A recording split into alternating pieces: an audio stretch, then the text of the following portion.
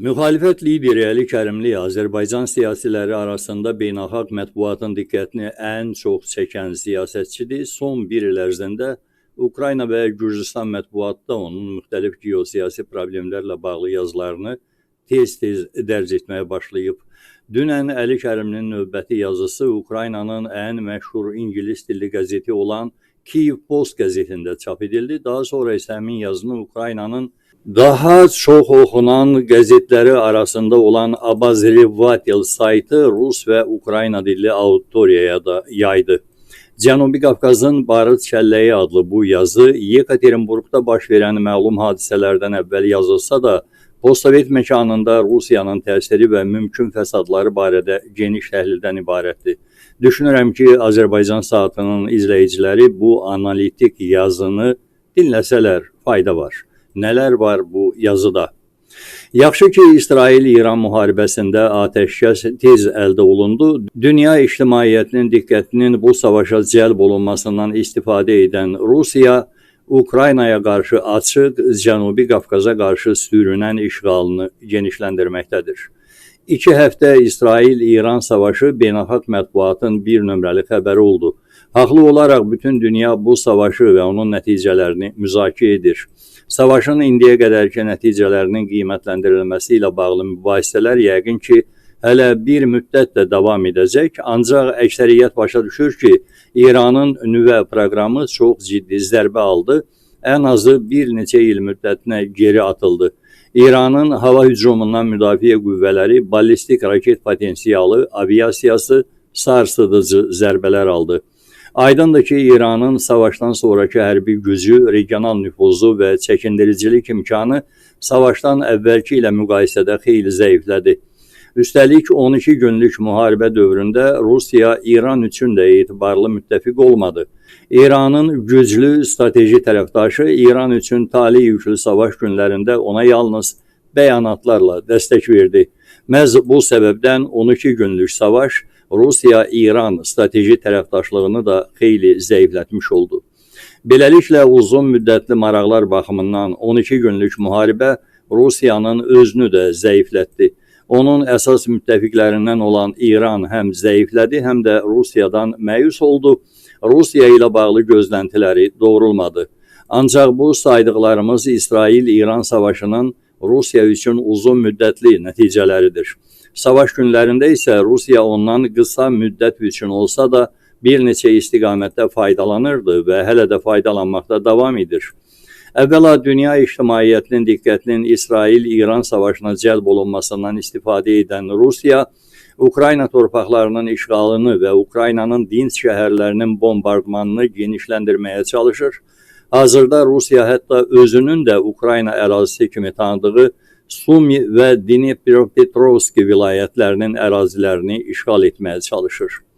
Rusiya, ABŞ tərəfindən irəli sürülmüş Avropa ölkələri və Ukrayna tərəfindən dəstəklənmiş bir aylıq atəşkəs çağırışını ignor etsə də, onu bu aqressiv hərəkətlərinə görə qınağa çəkmək heç kimin yadına düşmədi. Beləliklə, İsrail-İran savaşı Rusiyanın aqressiv siyasətini dünya gündəmində nisbətən arxa plana keçirib. İsrail-İran savaşı birbaşa hərbi potensial baxımından da Ukraynaya zərər vurdu, Rusiyaya müvəqqəti də olsa hərbi üstünlük qazandırdı. ABŞ tərəfindən Ukrayna üçün istehsal edilmiş və PUA-lara qarşı effektiv silah olan raketlər məhz İsrail-İran savaşı səbəbindən Ukraynaya verilmədi. ABŞ-ın yaxın şərqdəki hərbi bazalarının müdafiəsi üçün cəlb olundu. Rusiya, İsrail-İran savaşının neft qiymətlərini müvəqqəti qaldırmasından istifadə edərək gəlirlərini də artırdı. Üstəlik, böyük yeddilərin Rusiya neftinə yeni bir barel üçün $45 qiymət tavanı müəyyən edə bilməməsində də 12 günlük savaşın müəyyən rolu oldu. İsrail-İran savaşı ABŞ senatında hazırlanmış Rusiyaya qarşı sərt sanksiyalar haqda qanun layihəsinin müzakirəsini də qeyri-müəyyən müddətə təxirə salmış oldu. Rusiya dünya ictimaiyyətinin diqqətinin daha çox İsrail-İran müharibəsinə cəlb edilməsindən istifadə edərək Cənubi Qafqaz respublikalarını öz nüfuz dairəsinə qaytarmaq üçün daha aqressiv siyasət həyata keçirməyə başlayıb. Gürcüstan torpaqlarının 20%-ni işğal etmiş Rusiyanın bu ölkə daxilində birbaşa işləmək imkanları məhdud olduğundan orada bu işləri Rusiya üçün onun dəstəklədiyi Gürcü arzusu hakimiyyəti özü həyata keçirir. Gürcüstan hökuməti bu ölkənin Avropa İttifaqına inteqrasiyasını dəstəkləyən vətəndaş cəmiyyəti fəallarına və demokratik müxalifət partiyalarına qarşı repressiyaları daha da sərtləşdirib. Gürcüstanın qeyri-hökumət təşkilatlarını və müstəqil mətbuatını əzməkdən ötürü Gürcüstan hakimiyyəti xarici agentlərin qeydiyyatı haqqında qanunu tətbiq etməyə başlayır. Gürcü arzusu hökuməti artıq Gürcüstanın tanınmış müxalifət liderlərinin həbsinə də başlayıb. Son günlərdə müxalifət liderlərindən Nika Milya, Irakli Akuraşvili və Zurab Çaparidze də həbs olunub və hətta sürətli məhkəmə qərarları ilə hər biri 7-8 ay müddətinə azadlıqdan məhrum edilib. Bəzi müşahidəçilər bu həbslərin hələ başlanğıc olduğunu, siyasi həbslərin davam edəcəyini, Gürcüstanın da Azərbaycan kimi sərt avtoritar rejimə keçid yolunda olduğunu bildirir. Rusiya Cənubi Qafqazın Ermənistan cəbhəsində daha aqressiv siyasət aparır.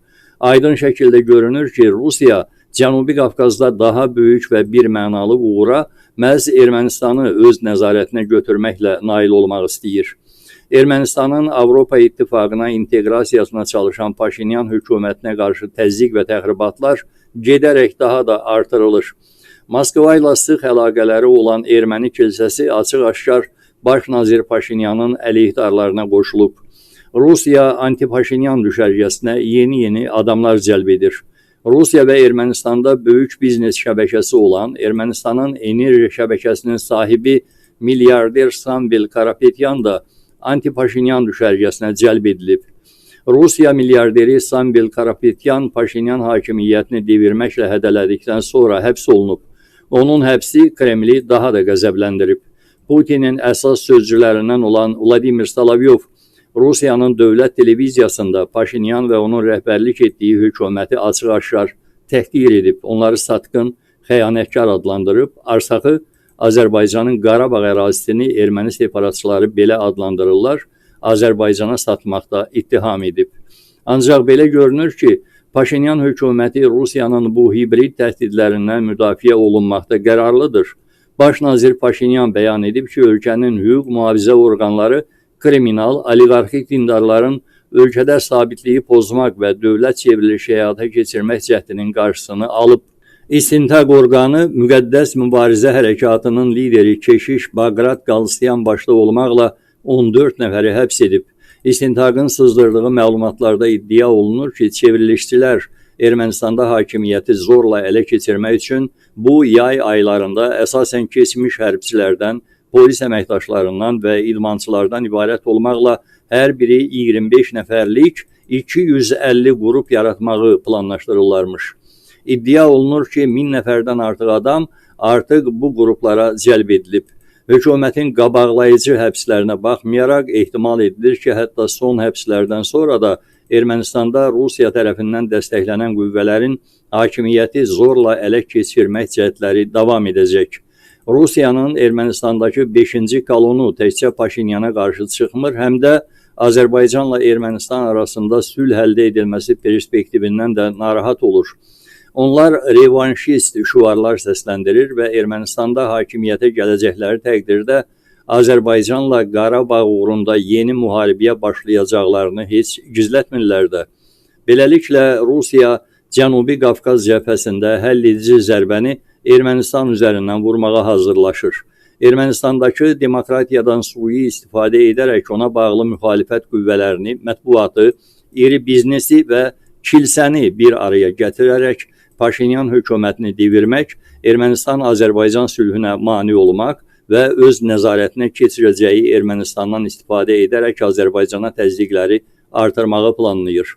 Azərbaycanda isə vəziyyət də Rusiyanın öz təsirini artırmaq mexanizmi də fərqlidir.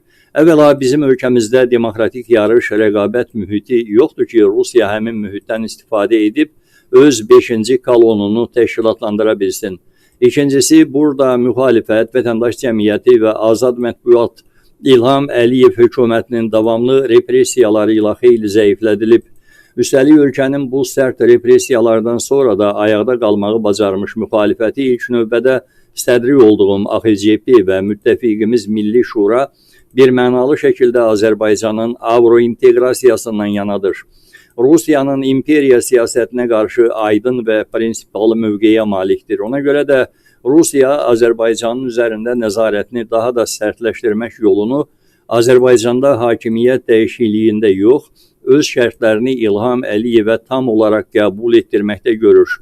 Hazırda Azərbaycandakı siyasi qüvvələr arasında Rusiyanı müttəfiq görən Cənubi Qafqaz regionunun Avropaya inteqrasiyasına mane olmaqda, regionda demokratikləşmə prosesinin qarşısını almaqda Rusiya ilə həmfikir olan məhz İlham Əliyevdir.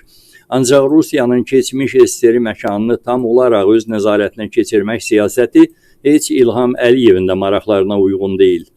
İlham Əliyev Azərbaycanda özünün tək adam hakimiyyətini formalaşdırıb və ölkənin siyasəti və iqtisadiyyatı üzərindəki mütləq hakimiyyətini Rusiyada daxil olmaqla heç kimlə bölüşmək istəmir.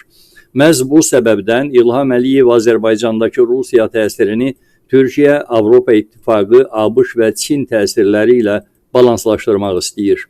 Ancaq Azərbaycanın çox böyük problemi və onu Rusiya qarşısında zəif edən amil budur ki, Əliyev rejimi uzun illər davam edən repressiyalarla ölkənin bütün demokratik institutlarını, cəmiyyətin, dövlətin immun sistemlərini sıradan çıxardıb və ya sıradan çıxarmaqdadır. Rusiya kimi öz məqsədinə çatmaqdan ötürü kobud gücdən istifadə edən dövlətlər Belarus nümunəsində olduğu kimi tək adam hakimiyyətlərini daha asanlıqla özünə tabe edib nəzarətdə saxlaya bilir. Ona görə də hamı fərqində olmalıdır ki, Rusiya imperiyasının yaxın qonşusu olan ölkələrdə, xüsusilə də Azərbaycanda və Gürcüstanda demokratiyanın inkişafı yalnız demokratiya, insan hüquq və azadlıqları məsələsi deyil. Bizim kimi ölkələrdə demokratik institutların mövcudluğu və inkişafı həm də dövlət müstəqilliyini qorumaq, qonşumuz Rusiyanın aqressiv xarici siyasətinə qarşı dövlətin immun sistemini formalaşdırmaq məsələsidir. Unutmayaq ki, imperiyalar ən asan və ən tez məhz tək adam hakimiyyətlərini özlərinə tabe edə bilirlər.